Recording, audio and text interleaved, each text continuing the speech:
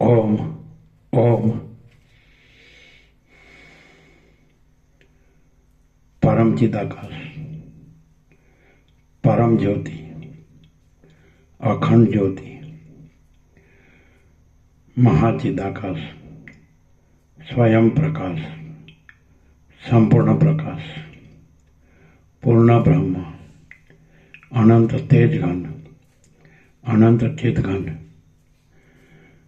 પરમાકાશ, કેવલ, અનંત, શુદ્ધ, તેજઘન, પરમાકાશ, અખિલ આત્મા, પૂર્ણ બ્રહ્મ, પરમાત્મા,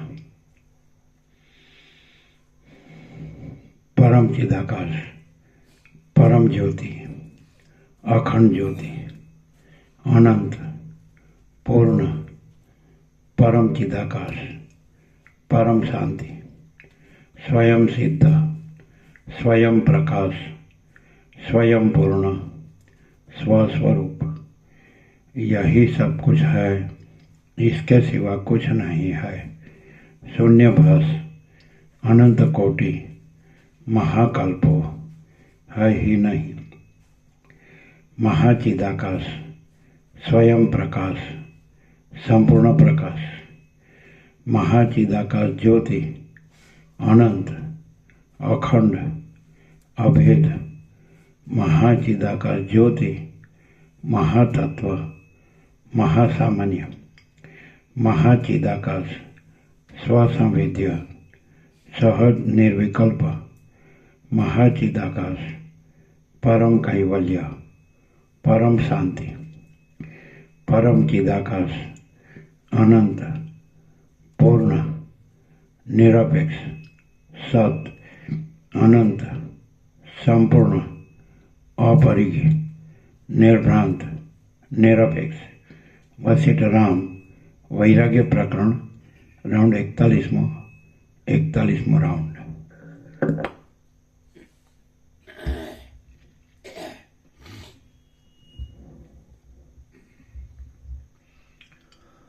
आद्य परब्रह्म सद्गुरु देव की जय।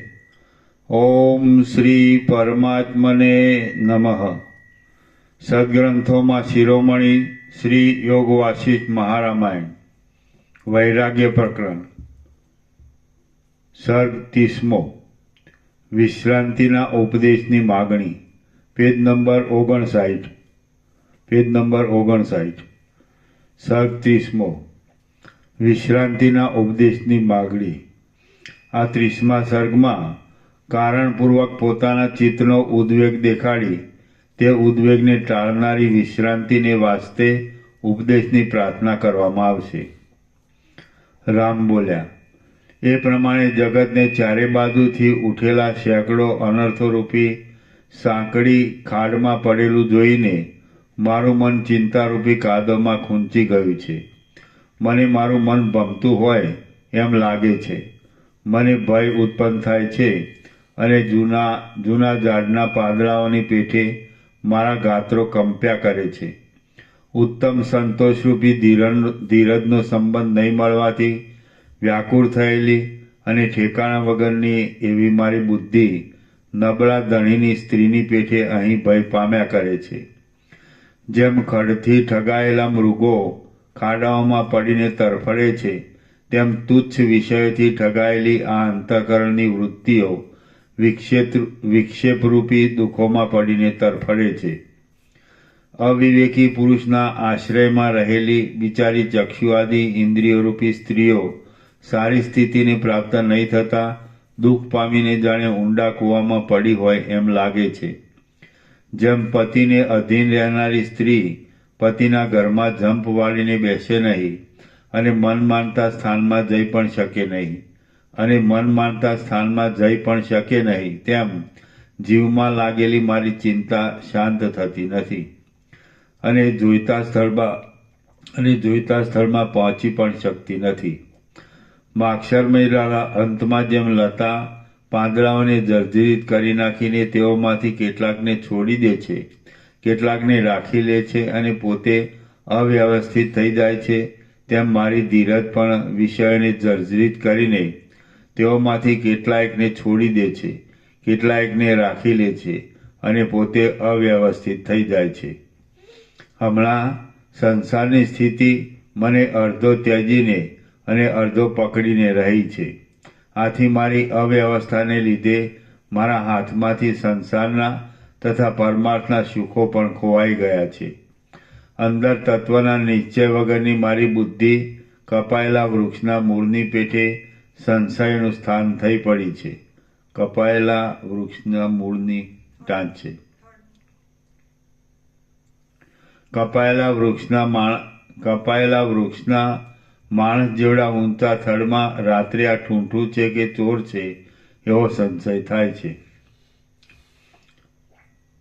મારી બુદ્ધિ અંદર તત્વના નિશ્ચય વગરની મારી બુદ્ધિ કપાયેલા વૃક્ષના થડની પેઠે સંશયનું સ્થાન થઈ પડી છે.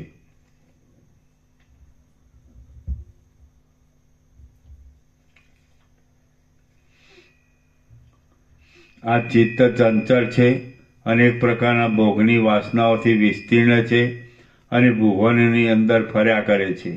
જેમ દેવ પોતાના વિમાનને છોડતા નથી, તેમ બળાત્કારે રોકવામાં આવે તો પણ તત્વજ્ઞાનના આશ્રય વિના તે પોતાની ચપળતા છોડતું નથી.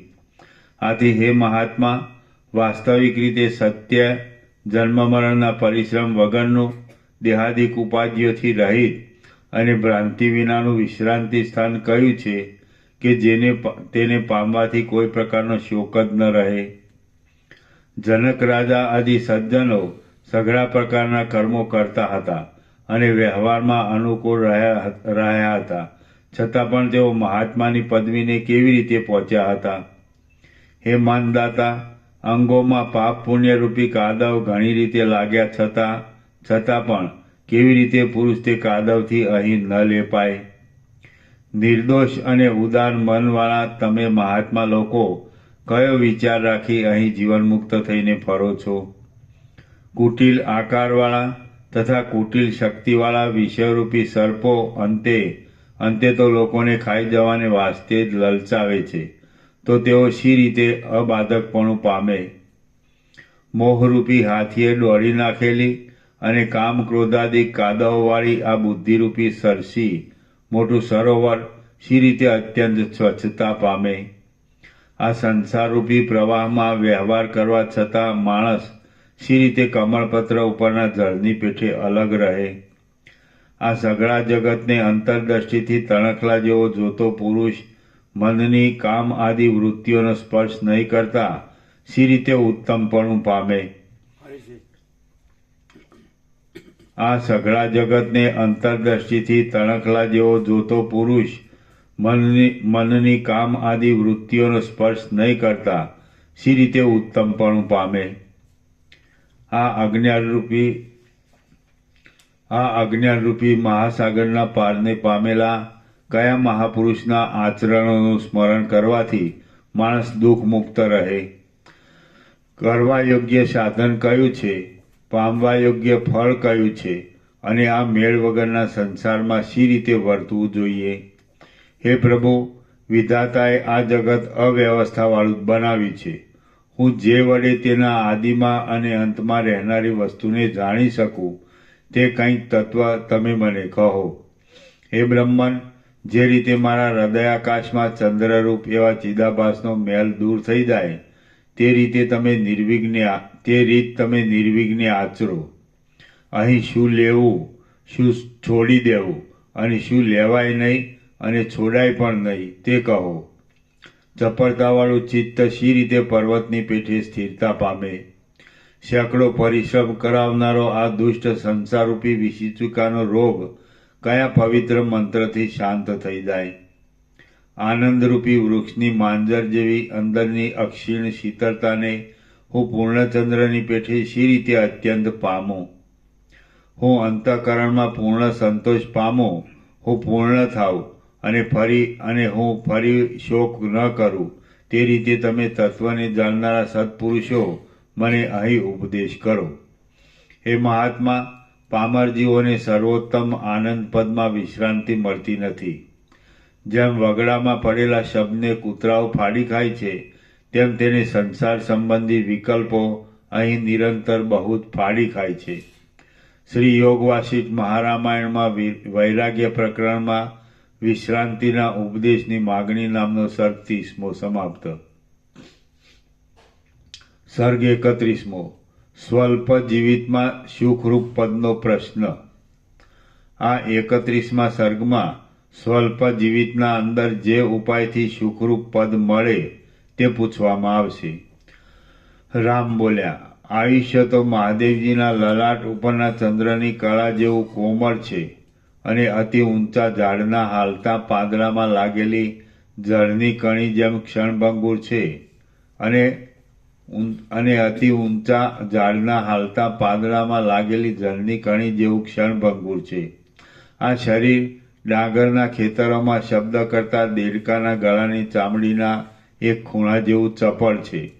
મિત્રોનો અને સગાઓનો સમાગમ તે પ્રાણીને ઝાડના આંટા જેવો છે.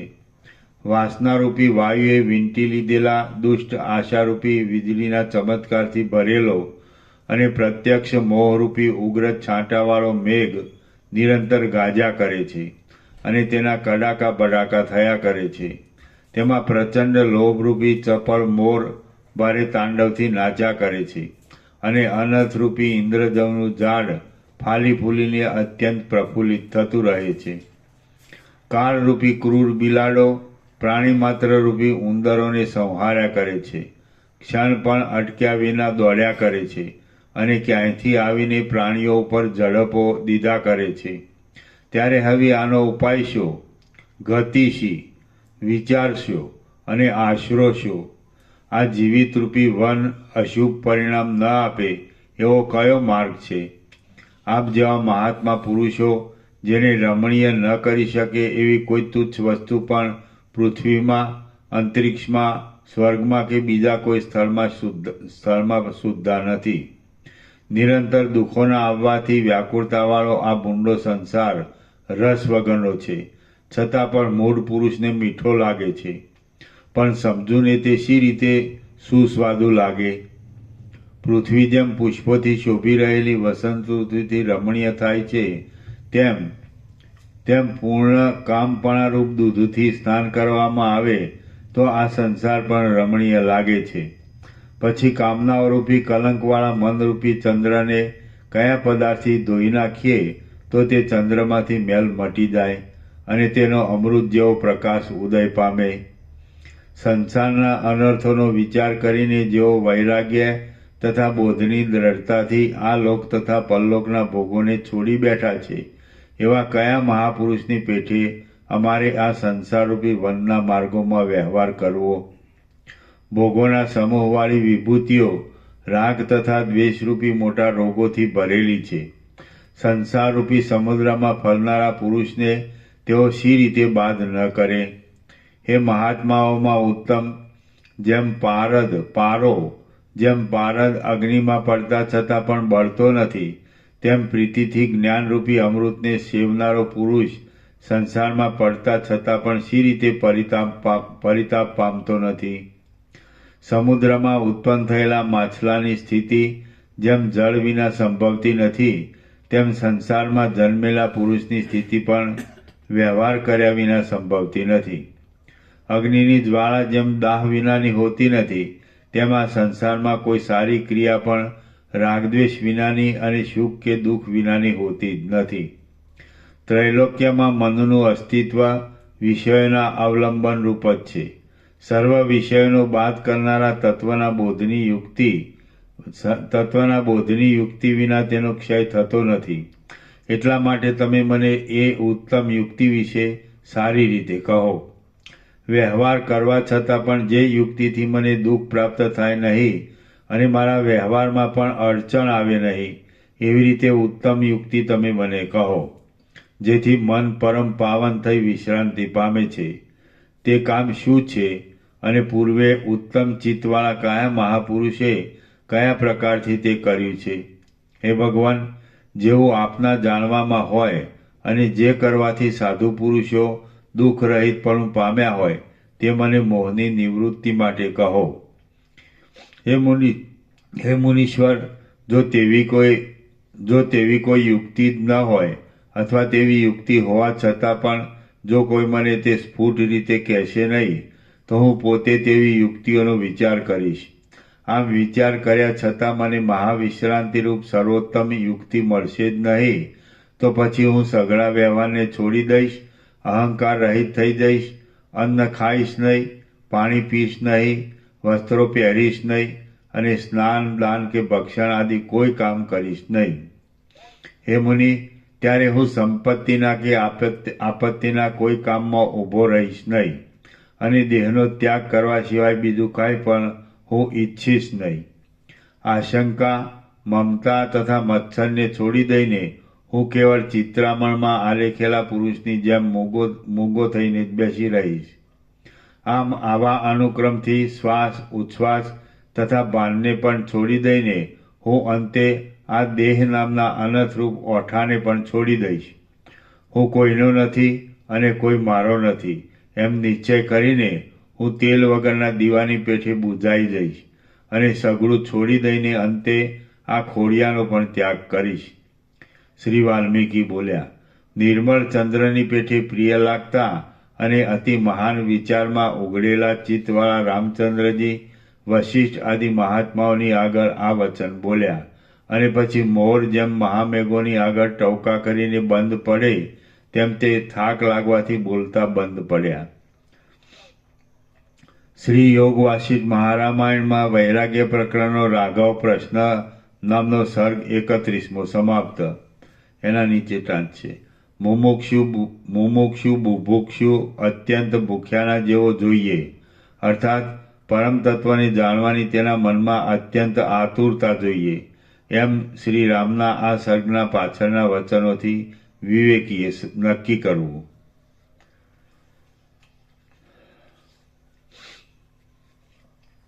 સર્ગ 32મો રામના વચનોની પ્રશંસા. આ 32મા સર્ગમાં રામના વચનો સાંભળવાથી માણસોને તથા દેવતાઓને વિસ્મય થવાની અને આકાશમાંથી પુષ્પવૃષ્ટિ થવાની કથા કહેવામાં આવશે. વાલ્મીકી બોલ્યા, કમળપત્ર સમાન નેત્રવાળા તે રાજકુમાર રામચંદ્રજી એ પ્રમાણે મનના મોહને ટાળી નાખનારા વચનો બોલ્યા. ત્યારે ત્યાં બેઠેલા સર્વ લોકોના નેત્રો વિસ્મયથી પ્રફુલ્લિત થઈ ગયા અને સર્વના રૂવાટા જાણે તે સાંભળવાને ઉત્કંઠિત થયા હોય તેમ ઊભા થઈને વસ્ત્રોમાંથી બહાર નીકળવાનું મન કરવા લાગ્યા. ત્યાં વૈરાગ્યની વાસનાએ સર્વેને સઘળા પ્રકારની સંસાર સંબંધી વાસનાઓને દૂર કરી અને સઘળા લોકો કેટલીક વાર તો જાણે અમૃતના સમુદ્રના એ તરંગોમાં ઉછળવા લાગ્યા. આંતરિક આનંદના ચિહ્નોથી પુષ્ટ થતા સાંભળનારાઓએ ત્યાં ચિત્રામણમાં આલેખાયેલાઓની જેમ અત્યંત નિશ્ચેષ્ટ થઈને રામચંદ્રજીના તે વચનો સાંભળ્યા.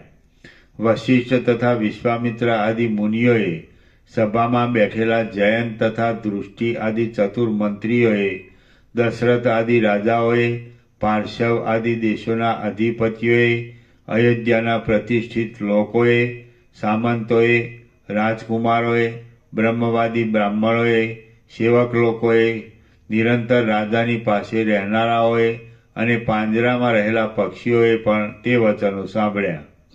ક્રીડા કરવા સારું રાખેલા મૃગોએ પોતાના શરીરનું હલનચલન છોડી દઈને, ઘોડાઓએ ઘાસ ખાવું છોડી દઈને, પોતાના ગૃહોમાં બેઠેલી કૌશલ્ય આદિ માતાઓએ પોતાના ઘરેણાના શબ્દો તથા શરીરની ક્રિયાઓ બંધ પાડીને અને બગીચાની લતાઓમાં તથા મહેલ આગળના સ્થાનકોમાં રહેનારા પક્ષીઓએ પાંખોના ફડફડાટ તથા શબ્દ કરવાનું છોડી દઈને રામના વચનો સાંભળ્યા.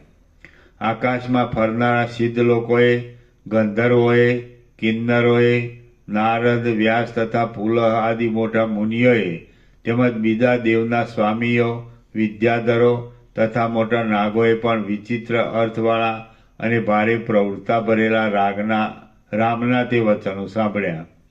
હવે કમળ સરખા નેત્રવાળા રઘુકુળ રૂપી આકાશમાં ચંદ્ર સમાન અને પૂર્ણચંદ્ર જેવા સુંદર એ રામચંદ્રજી ચૂપ રહ્યા. એટલે તરત જ ત્યાં આકાશમાંથી અભિનંદનની વાણી સાથે સિદ્ધ લોકોએ પાથરેલા ચંદરવા જેવી પુષ્પવૃષ્ટિ થવા લાગી. મંદાર વૃક્ષના પુષ્પોના મધ્યમાં રહેલા ભ્રમરોના જોડાઓના નાદવાળી તે વૃષ્ટિની મધુર સુગંધથી અને સૌંદર્યથી સર્વ મનુષ્યો પ્રસન્ન થઈને તેને અધીન થઈ ગયા. એ પુષ્પવૃષ્ટિ આકાશના પવને તોડી પાડેલી તારાઓની પંક્તિ હોય એવી લાગતી હતી, અથવા દેવાંગનાઓના હાસ્યની પૃથ્વી ઉપર પડેલી છટા હોય એવી લાગતી હતી. તે જાણે મૂંગા મૂંગા વરસતા વાદળાના ટુકડાની પડેલી હાર જેવી જણાતી હતી, અથવા માખણના પિંડાઓની પથરાયેલી પરંપરા જેવી જણાતી હતી. વળી તે જાણે હિમની એક સરખી વૃષ્ટિ હોય, મોતીના હારના સમૂહો હોય, ચંદ્રમાની કિરણમાળ હોય, અથવા ક્ષીરસાગરની પડેલી તરંગાવલી હોય તેના જેવી જણાતી હતી. તે પુષ્પવૃષ્ટિ કેસરાવાળા કમળોથી શોભતી હતી અને તેમાં ભ્રમરોના વૃંદો ઘૂમી રહ્યા હતા. આનંદને લીધે થતા ચિત્કારોથી જાણે ગાન કરી રહેલો સુગંધી અને મધુર પવન તેને આમ તેમ ઉડાડી રહ્યો હતો. તેમાં કેતકી, કૈરવ, ડોલર અને કુવલયોના સમૂહો ફૂદડીઓ ફરી ફરીને નીચે પડતા હતા. તે વૃષ્ટિથી આંગણા, ઘરના છજા અને ચૌટાઓ ભરાઈ ગયા હતા. નગરમાં નરનારીઓ પોતાની ડોકો ઊંચી કરી કરીને તેને જોતા હતા. વાદળાઓથી રહિત હોવાને લીધે શ્યામ કમળ જેવા જણાતા આકાશમાંથી તે વરસતી હતી. પૂર્વે કોઈ દિવસ લોકોના જોવામાં નહીં આવેલી એ પુષ્પવૃષ્ટિથી સર્વ લોકો વિસ્મય પામ્યા. એવી એ પુષ્પવૃષ્ટિ આકાશમાં અદ્રશ્ય રૂપે ઉભેલા સિદ્ધ લોકોના હસ્તોમાંથી સરળ રીતે અડધી ઘડી સુધી નીચે પડી. સભાને અને સભામાં બેઠેલા લોકોને ઢાંકી દેનારી એ પુષ્પવૃષ્ટિ શાંત થઈ તે પછી સિદ્ધ લોકોનું આ બોલવું સરદારોએ ત્યાં સાંભળ્યું, સભાસદોએ ત્યાં સાંભળ્યું. દેવલોકોમાં આપણે સૃષ્ટિના આરંભથી સિદ્ધોના મંડળોમાં ઘૂમ્યા કરીએ છીએ, પણ કાનને રસાયણની પેઠે તૃપ્તિ આપનારું આ અપૂર્વ વચન તો આપણે આજે જ સાંભળ્યું. રઘુવંશના ચંદ્રમારૂપ આ રામચંદ્રજીએ વૈરાગ્યની પૂર્ણતાથી જે આ ઉદાર વચન કહ્યું છે તેવું વચન બૃહસ્પતિથી પણ બોલી શકાય એમ નથી. અહો, બુદ્ધિને ભારે આનંદ આપનારું રામના મુખમાંથી નીકળેલું આ મહાપવિત્ર વચન આજે આપણે સાંભળ્યું છે. આ રઘુનંદન હમણાં ઉપશમરૂપી અમૃતથી શોભતું અને જાતિ, કુળ તથા આચાર આદિની સઘળી ઉત્તમતાને જણાવનારું જે યોગ્ય વચન આદરથી બોલ્યા છે તેથી આપણે પણ તરત વૈરાગ્યવાન થયા છીએ. શ્રી યોગવાસિષ્ઠ મહારામાયણમાં નિર્વાણ વૈરાગ્ય પ્રકરણનો નભસ્વર સાધુવાદ નામનો સર્ગ 32મો સમાપ્ત. એના નીચે ટાંક છે. હૃદયની સત્ય લાગણીથી જે કહેવામાં આવે તેમાં દેવાદી પણ વખાણ કરે છે અને તે માણસ અલ્પકાળમાં પોતાના ઈચ્છિતને પ્રાપ્ત કરવા ભાગ્યશાળી થાય છે. માટે મુમુક્ષુએ વૈરાગ્ય આદિની પ્રાપ્તિ માટે સાચી લાગણીથી પ્રયત્ન કરવો ઉચિત છે. સર્ગ 33મો. સિદ્ધ લોકોનું સભામાં આવવું. આ 33મા સર્ગમાં સિદ્ધ લોકોનું સભામાં આવવું અને તેઓએ યોગ્ય રીતે બેઠા પછી કરેલી રામના વાક્યની પ્રશંસા કહેવામાં આવશે. સિદ્ધ લોકો બોલ્યા, હવે મહર્ષિઓ રામચંદ્રજીએ કહેલા આ પવિત્ર વચનનો જે નિર્ણય કરે તે આપણે સાંભળવો જોઈએ. હે નારદ, વ્યાસ તથા પુલહ આદિ મુનીશ્વરો, તમે સઘળા મહર્ષિઓ નિર્વિઘ્ને તે સાંભળવા માટે તરત આવો. દશરથ રાજાની આ પવિત્ર સભા સંપત્તિઓથી ચારે બાજુ પરિપૂર્ણ છે અને સુવર્ણની પેઠે શોભી રહી છે. ભ્રમર જેમ કમળોના પુષ્પોમાં જાય તેમ આપણે તે સભામાં જઈએ. વાલ્મીકી બોલ્યા, સિદ્ધ લોકોએ આ પ્રમાણે કહ્યું એટલે આકાશના વિમાનોમાં રહેનારા સઘળા દિવ્ય મુનિઓનો સમાજ દશરથ રાજાની સભામાં જ્યાં રામ આદિ બેઠા હતા ત્યાં આવ્યો. એ સમાજ હાથમાં નાદ કરતી વીણા લઈને આગળ ઉભેલા મુનીશ્વર નારદજીની અને જળથી પુષ્ટ થયેલા મેઘશ્યામ વ્યાસની વચમાં શોભતો હતો. મહાત્માઓનું એ મંડળ ભૃગુ, અંગીરા, પુલત્સ્ય, ચ્યવન, ઉદ્દાલક, ઉશીર અને શલ્લોમ આદિ મોટા મોટા મુનિઓથી દીપી રહ્યું હતું, અને તેમના મૃગચર્મો પરસ્પરની સાથે ઘસાવાથી આડા અવળા થઈ ગયા હતા. રુદ્રાક્ષોની માળા રૂપ તેમના કંકણો હાલી રહ્યા હતા, અને તેમના હસ્તોમાં સુંદર કમંડળો શોભતા હતા. તે મંડળ આકાશમાં રહેલા તારામંડળની પેઠે તેજના ફેલાવાથી ઉજ્જવલ લાગતું હતું, અને સૂર્યની પંક્તિની પેઠે એકબીજાના મુખોનો પ્રકાશ કરતું હતું. રત્નોની પંક્તિની પેઠે તે એકબીજાના અંગો ઉપર અનેક જાતના રંગોની તથા ઝલક પાડતું હતું, અને મોતીની પંક્તિની પેઠે તે એકબીજા કરતાં શોભામાં વધી જતું હતું. જાણે બીજી ચાંદનીની વૃષ્ટિ હોય, બીજી સૂર્યોની મંડળી હોય, અને તથા ઘણેકાળે એકઠી કરવામાં આવેલી પૂર્ણ ચંદ્રોની પંક્તિ હોય, એમ તે લાગતું હતું. જેમ તારાઓના સમૂહમાં મેઘ શોભે છે, તેમ એ મંડળમાં વ્યાસ શોભતા હતા, અને જેમ તારાઓના સમૂહમાં ચંદ્રમા શોભે છે, તેમ તેમાં નારદજી શોભતા હતા. જેમ દેવતાઓમાં ઇન્દ્ર શોભે, તેમ તેમાં પુલત્સ્ય શોભતા હતા, અને જેમ દેવોમાં સૂર્ય શોભે, તેમ તેમાં અંગિરા શોભતા હતા. એ સિદ્ધ લોકોની મંડળી આકાશથી પૃથ્વી ઉપર આવી એટલે મુનિઓથી ભરેલી દશરથ રાજાની સભા ઊભી થઈ. ત્યાં પરસ્પર મિશ્રિત થયેલી અંગોની કાંતિઓથી દશે દિશાઓને શોભાવી રહેલા એ આકાશગામી અને ભૂમિગામી લોકો શોભવા લાગ્યા. તેઓમાંના કેટલાકે હાથમાં વાંસની લાકડી રાખી હતી, કેટલાકે ક્રીડા કમળો ધારણ કર્યા હતા, કેટલાકે શિખામાં દર્ભના અંકુરો બાંધ્યા હતા, તો કેટલાકે મસ્તક ઉપર મુગટો મૂક્યા હતા. કેટલાક પીંગળી જટાઓથી પીંગળા દેખાતા હતા, કેટલાકે માથાના આગળના ભાગે માળાઓ વીંટી હતી, કેટલાકે હાથના કાંડાઓમાં રુદ્રાક્ષની માળાઓ ધારણ કરી હતી, તો કેટલાકે મલ્લિકાના કંકણો પહેર્યા હતા. કેટલાકે વસ્ત્રો તથા વલ્કલો પહેર્યા હતા, કેટલાકે ફૂલમાળાઓ પહેરી હતી, કેટલાકે રેશમી વસ્ત્રો પહેર્યા હતા, અને કેટલાકના ગળામાં મોતીની માળાઓ લટકતી હતી. વળી કેટલાકે કટી મેખલા પહેરી હતી, અને તે વારંવાર હાલ્યા કરતી હતી. વશિષ્ઠે અને વિશ્વામિત્રે એ આકાશગામી સઘળા લોકોની અનુક્રમે અર્ઘ્યો, પાદ્યો અને વચનોથી પૂજા કરી, અને તે આકાશગામી મહાગણે પણ અર્ઘ્યો, પાદ્યો તથા વચનોથી પ્રેમપૂર્વક વશિષ્ઠ તથા વિશ્વામિત્રની પૂજા કરી. દશરથ રાજાએ એ સિદ્ધ લોકોની સર્વ પ્રકારના આદરથી પૂજા કરી, અને તે સિદ્ધ લોકોએ રાજાનું પણ કુશળ પૂછીને તથા પ્રસંગોચિત વાતોથી દશરથ રાજાની પૂજા કરી.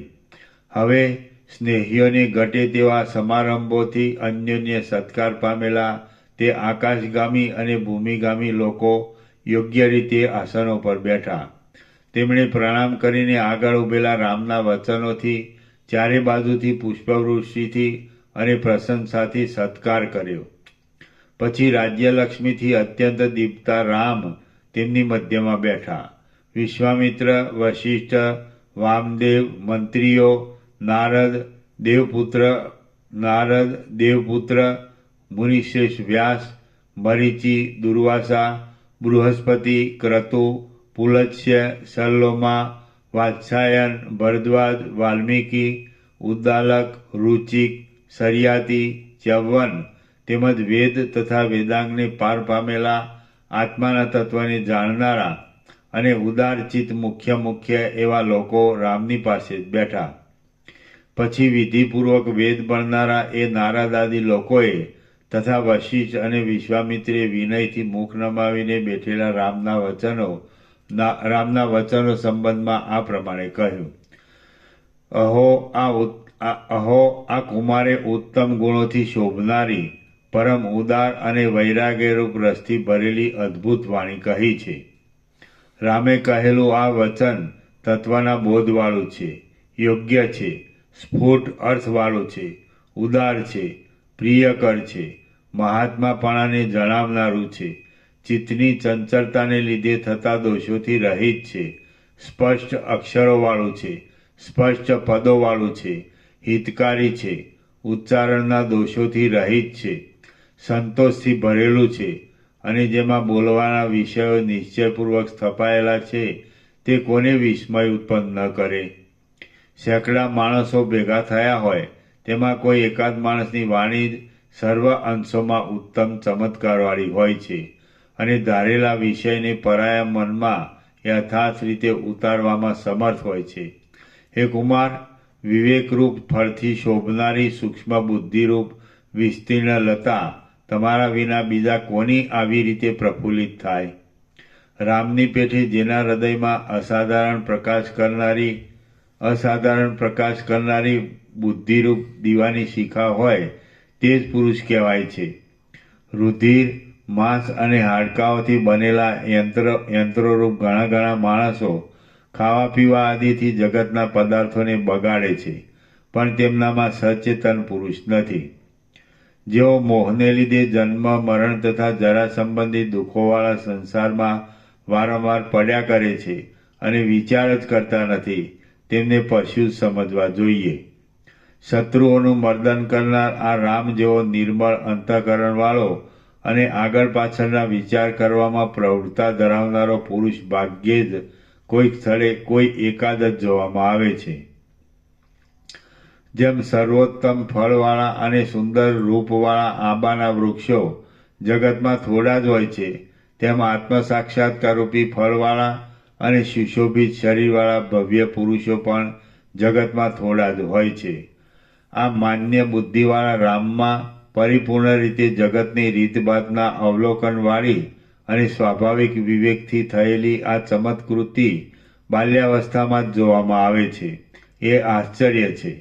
રૂપાળા, સહેજે ચડી શકાય એવા અને ફળો તથા પલ્લવોથી શોભતા વૃક્ષો તો જ્યાં ત્યાં થાય છે, પણ ચંદનના વૃક્ષો કંઈ હર કોઈ દેશમાં થતા નથી. ફળો અને પલ્લવોવાળા વૃક્ષો તો પ્રત્યેક વનમાં સર્વદા મળે છે, પણ અપૂર્વ ચમત્કારવાળું લવિંગનું ઝાડ કંઈ સદા સહેજે મળતું નથી. ચંદ્રમાંથી જેમ શીતળ ચાંદની જરે છે, ઉત્તમ વૃક્ષમાંથી જેમ સુંદર મંજરી મોરે છે અને પુષ્પમાંથી જેમ પરિમલની પંક્તિ સરે છે, તેમ રામમાંથી આજે ચમત્કૃતિ પ્રગટેલી દીઠી છે. હે દ્વિજેન્દ્રો, આ દુષ્ટ સંસાર અત્યંત દુષ્ટતાવાળા દૈવની રચનાથી બનેલો છે. તેમાં વિવેકથી આત્મપ્રાપ્તિ થવી અત્યંત દુર્લભ છે. જેઓ પોતાની બુદ્ધિના સ્વાભાવિક વિચારથી આત્મલાભ મેળવવાનો યત્ન કરે છે, તેઓ જ યશના ભંડારરૂપ છે, તેઓ જ ભાગ્યશાળી છે, તેઓ જ સત્પુરુષોના અગ્રગણ્ય છે અને તેઓ જ સર્વ પુરુષોમાં ઉત્તમ છે. અમે ધારીએ છીએ કે રામ જેવો વિવેકી અને ઉદાર મનવાળો બીજો કોઈ પુરુષ લોકોમાં હમણાં ક્યાંય નથી, આગળ જોવામાં આવ્યો નથી અને હવે પછી થવાનો નથી. હે મુનિઓ, રામનું ચિત્ત સર્વ લોકોને અનેક પ્રકારના પ્રૌઢ વિચારોથી આનંદ આપનારું છે. જો આપણાથી તેનો મનોરથ સિદ્ધ ન થાય તો પછી સ્પષ્ટ રીતે આપણે જ મૂર્ખ છીએ એમ સમજવું જોઈએ. શ્રી યોગ વાસિષ્ઠ મહારામાયણમાં વૈરાગ્ય પ્રકરણનો નભસ્વર મહીચર સંમેલન નામનો સર્ગ 33મો સમાપ્ત. એના નીચે ટાંચ છે.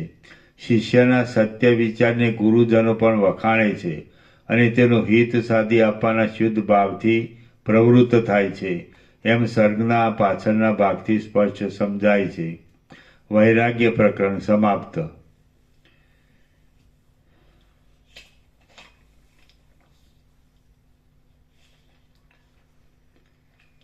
શ્રી યોગ વાસિષ્ઠ મહારામાયણ 2 મુમુક્ષુ પ્રકરણ. સર્ગ 1. જનક રાજાના વચનથી સુખદેવને વિશ્રામ.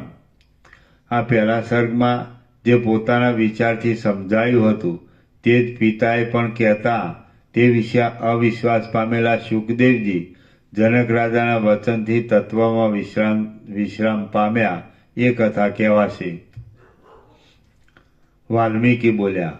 એ પ્રમાણે સભામાં બેઠેલા લોકોએ મોટા નાદથી વચનો કહ્યા.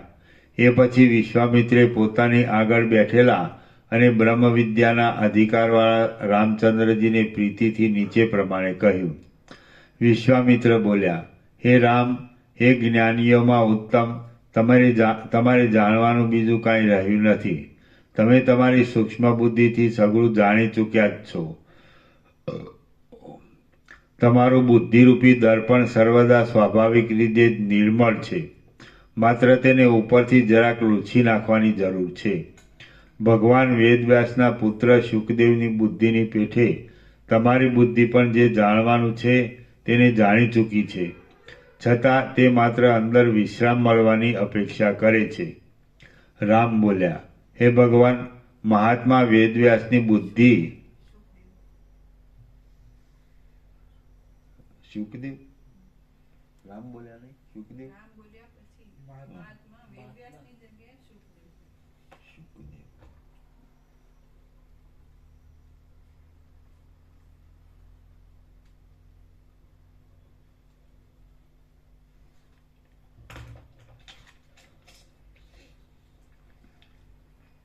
રામ બોલ્યા, હે ભગવાન, મહાત્મા શુકદેવની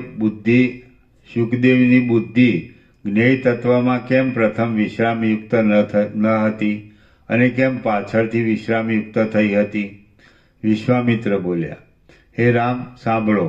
આ શુકદેવજીનો વૃત્તાંત તમારા પોતાના વૃત્તાંત જેવો જ છે અને તે જન્મનો નાશ કરનારો મોક્ષના કારણરૂપ છે.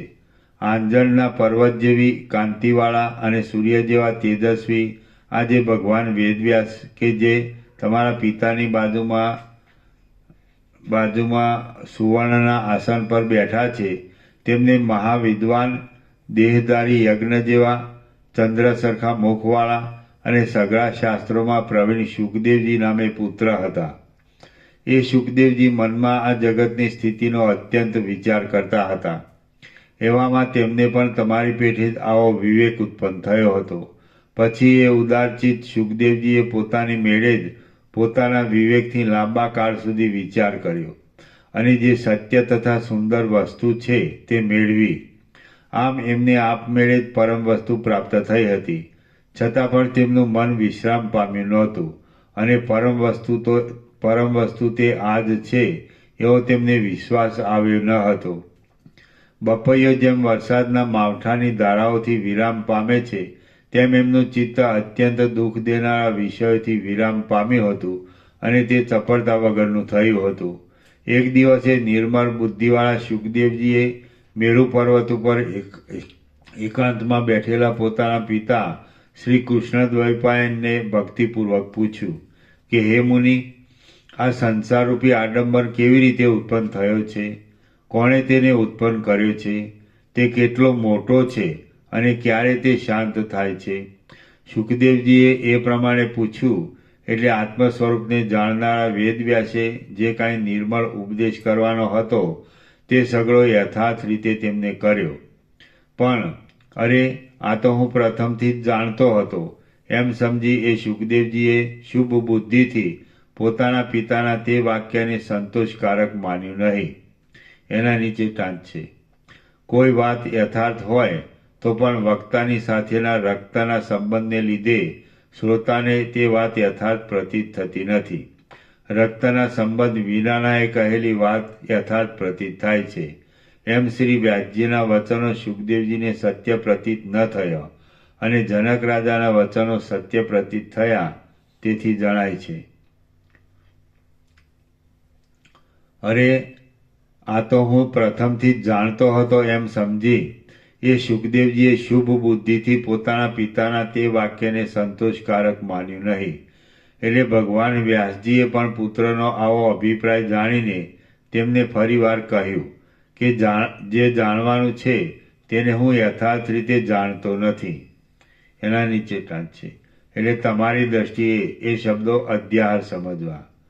જે જાણવાનું છે તેને હું યથાર્થ રીતે જાણતો નથી. તમારી દ્રષ્ટિએ પૃથ્વી પર જનક નામે રાજા છે, તે જ એ જાણવા યોગ્ય વસ્તુને યથાર્થ રીતે જાણે છે. તું તેમની પાસેથી એ સઘળું સમજ છે. પિતાએ આ પ્રમાણે કહ્યું એટલે શુકદેવજી મેરુ પર્વત ઉપરથી પૃથ્વી ઉપર ગયા અને જનક રાજાએ સારી રીતે રક્ષેલી મિથિલા નગરીમાં પહોંચ્યા. હે રાજન, વ્યાસજીના પુત્ર શુકદેવજી દ્વારે આવીને ઊભા છે એમ દ્વારપાલોએ મહાત્મા જનક રાજાને નિવેદન કર્યું. હવે સુખદેવજીની પરીક્ષા લેવા સારું અવજ્ઞાથી ભલે ઊભો એમ બોલીને જનક રાજા 7 દિવસ સુધી ચૂપ રહ્યા અને પછી 8મે દિવસે તેમને દરબારમાં આવવાની આજ્ઞા કરી. ઉત્સુક મનવાળા સુખદેવજી દરબારમાં આવીને પણ 7 દિવસ સુધી એમને એમ રહ્યા. પછી જનકે તેમને 8મે દિવસે પોતાના અંતઃપુરમાં પ્રવેશ કરાવ્યો. હવે જ્યાં સુધી ભોજન આદિથી તમારું પૂજન થયું નથી ત્યાં સુધી રાજાનો મિલાપ નહીં થાય એમ કહેવડાવીને જનક રાજાએ ચંદ્ર સરખા મુખવાળા તે સુખદેવજીને 7 દિવસ સુધી યુવાનીના મદવાળી કામાતુર સ્ત્રીઓથી, ભોજનોથી તથા બીજા પણ ભોગવવાના અનેક પદાર્થોથી લલચાવી જોયા. પરંતુ જેમ મંદ મંદ વાતા પવનો દ્રઢ મૂળવાળા પર્વતને ચલાયમાન કરી શકે નહીં તેમ તે વૈભવો અને તે દુઃખો સુખદેવજીના મનને ચલાયમાન કરી શક્યા નહીં. એના નીચે ટાંચ છે. નિરઅભિમાનપણા વિના અને વૈરાગ્ય વિના તત્વજ્ઞાનની પ્રાપ્તિ ન થાય માટે રાજાએ સુખદેવજીની તે બંને વિષયમાં પરીક્ષા કરી છે. આનંદથી ભરપૂર મનવાળા, સ્વસ્થ અને સુખ દુઃખાદિમાં સમબુદ્ધિવાળા એ સુખદેવજી તો કાંઈ પણ ભાષણ આદિ નહીં કરતા. પૂનમના ચંદ્રની પેઠે કેવળ નિર્મળપણું રાખીને ત્યાં ઊભા રહ્યા. એ પ્રમાણે સ્વભાવની પરીક્ષા કરી લીધા પછી તે જનક રાજાએ પ્રસન્નતાવાળા સુખદેવજીને પોતાની પાસે બોલાવ્યા અને તેમના દર્શન કરીને તેમને પ્રણામ કર્યા. પછી તેમણે એમની તરત આગતા સ્વાગતા કરી અને તેમને કહ્યું કે હે કૃતાર્થ, હે પૂર્ણકામ, કહો તમારી શી ઈચ્છા છે? સુખદેવજી બોલ્યા, હે ગુરુ, આ સંસારરૂપી આડંબર કેવી રીતે ઉત્પન્ન થયો છે? તે કેવી રીતે શાંત થાય છે? આ મને તમે તુરત યથાર્થ રીતે કહો. વિશ્વામિત્ર બોલ્યા. સુખદેવજીએ એ પ્રમાણે પૂછ્યું ત્યારે જનક રાજાએ પ્રથમ તેમના પિતા વ્યાસજીએ તેમને જે કહ્યું હતું તે જ તે સમયે તેમને કહ્યું. સુખદેવજી બોલ્યા, હે વક્તાઓમાં શ્રેષ્ઠ, આ વિષય મેં પ્રથમ મારી પોતાની મેળે વિવેકથી જાણ્યો હતો. પછી પિતાજીને પૂછતા તેમણે પણ મને એમ જ કહ્યું હતું. તમે પણ એ જ વિષય કહ્યો છે અને શાસ્ત્રોમાં પણ એ જ વાક્યાર્થ જોવામાં આવે છે.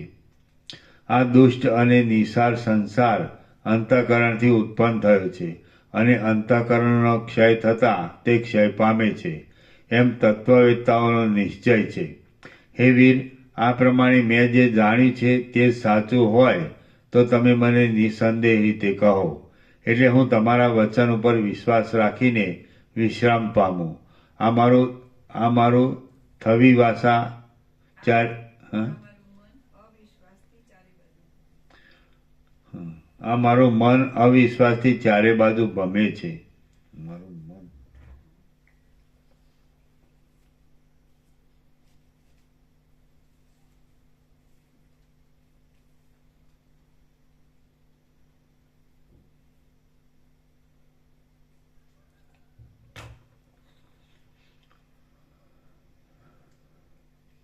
હે વીર, આ પ્રમાણે મેં જાણ્યું છે તે જ સાચું હોય તો તમે મને નિસંદેહ રીતે કહો, એટલે હું તમારા વચન ઉપર વિશ્વાસ રાખીને વિશ્રામ પામું.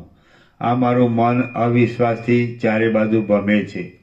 જનક રાજા બોલ્યા, હે મુનિ, આથી અધિક બીજું કાંઈ પણ નિશ્ચય કરવાનું નથી.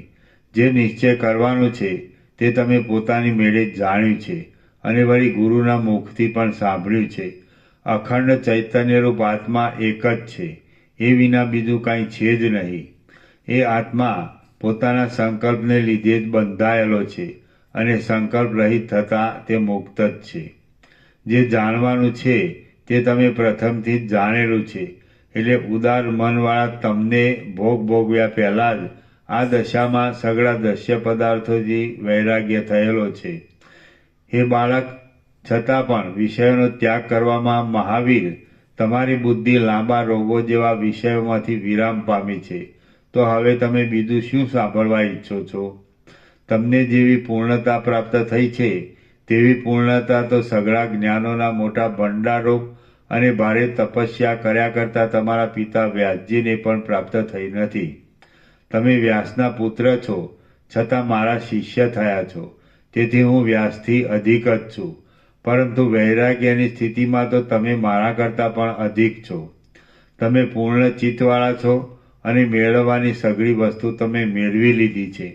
હે બ્રહ્મન, તમે બહારના વિષયોમાં પડ્યા જ નથી અને મુક્ત છો, માટે તમે ભ્રાંતિ છોડી દો. વિશ્વામિત્ર બોલ્યા, આ પ્રમાણે મહાત્મા જનકરાજાએ ઉપદેશ કર્યો. ત્યારથી સુખદેવજી દ્રશ્ય પદાર્થોથી રહિત એવી પરમ વસ્તુમાં જ રહેવા લાગ્યા. પછી શોકથી, ભયથી તથા પરિશ્રમથી રહિત થયેલા, તૃષ્ણાથી મુક્ત થયેલા અને છિન્ન સંશય તે સુખદેવજી સમાધિ કરવા સારું ત્યાંથી મેરુ પર્વતના પવિત્ર શિખર ઉપર ગયા. ત્યાં 10,000 વર્ષ સુધી નિર્વિકલ્પ સમાધિમાં રહીને તેલ વગરના દીવાની પેઠે તે પોતાના સ્વરૂપમાં શાંત થયા. જેમ જળનો કણ સમુદ્રમાં એકતા પામે છે, તેમ દ્રશ્ય પદાર્થોમાં પ્રીતિ અને તેના કારણરૂપ અજ્ઞાન એ બંને ટળી જવાથી શુદ્ધ થયેલા તે મહાત્મા સુખદેવજી પોતે વાસના રહિત થઈને પવિત્ર પદરૂપ નિર્મળ સ્વરૂપમાં એકતા પામ્યા. શ્રી યોગવાસિષ્ઠ મહારામાયણમાં મુમુક્ષુ પ્રકરણનો શુક નિર્વાણ નામનો સર્ગ પહેલો સમાપ્ત. સર્ગ બીજો. રામને ઉપદેશ આપવાનો વશિષ્ઠને ઉપદેશ. 70. ઓમ ઓમ ઓમ.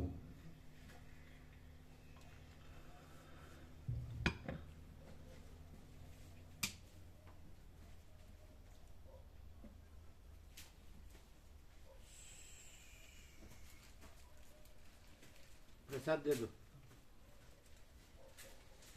सबको.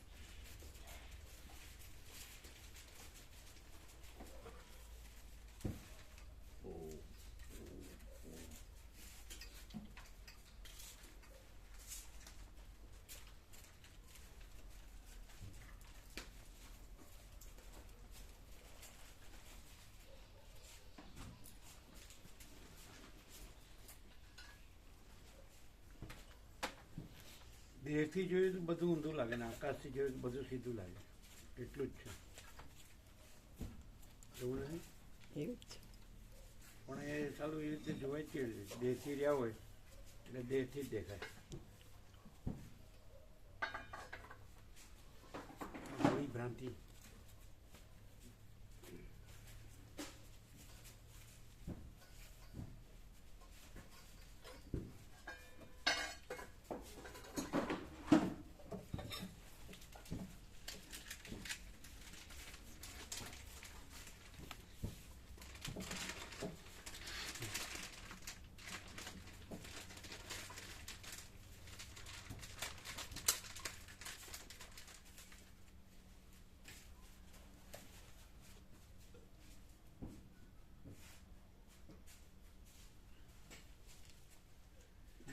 सब सच्चा मानते हैं। आकाश तो दिखता है फिर भी, अनंत दिखता है फिर भी नहीं दिखता है, और अनंत में आकाश में देह नहीं दिखता है फिर भी दिखता है, और देह से सब दिखता है, सब तो पार ही नहीं आता है।